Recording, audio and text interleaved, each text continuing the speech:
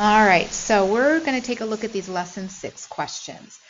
We'll start with light. So for light, number 1 says, how does light interact with different materials such as clear plastic and metal? So think about what each of these materials look like. Can you see through them? Can you see through one and not the other? So what do you think is going to happen when light is shown on each of these materials? What will happen when it hits plastic? Does it matter if it's colored plastic or clear plastic? And then what about metal? What do you think is going to happen to light when it hits metal? Number 2, how might light shining on the closed cup system, so think about any of our closed cup systems, these would be the ones with the lids. How did they cause the liquid inside to change in temperature? So did light have an effect on our cup systems? Was light able to get into the cup system? Some of the cups, maybe light was allowed in. Did that affect the temperature? Some of the cup systems, maybe it was not allowed in. Did that affect how quickly the temperature rose in the cups?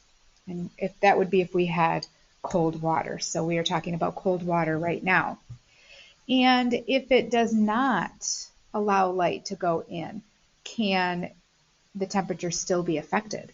Number 3, how might you represent your thinking using a model? So if you were going to draw out our cup system, how would you draw the light affecting the water on the inside? And start thinking in the particle level. So we've been looking at particles and what happens to particles when they are at the liquid state and they are heated up. What happens to those particles? So think about how light might affect those particles. Now let's talk about heat and cold. So heat, does it move? Does cold move? How does heat move? Does cold move as well? Just a couple of questions to think about. What are your best guesses for these 2 questions? Number 2, how might heat or cold cause the liquid inside the closed cup system to change in temperature? So how might heat cause the liquid inside the closed cup system to change in temperature? What if cold? What about cold? How does that cause liquid inside the closed cup system to change in temperature? Can heat move? Can cold move? Those 2 questions are kind of related.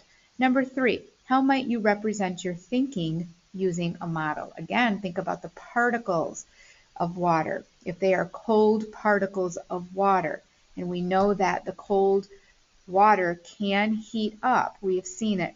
It was done in our investigation. We did see a rise in temperature in every single cup that the cold water can become warm. So how would we represent that with molecules and heat moving, maybe amongst or with molecules? All right, do the best you can on these questions, and you will move on to lesson 7 when you're done.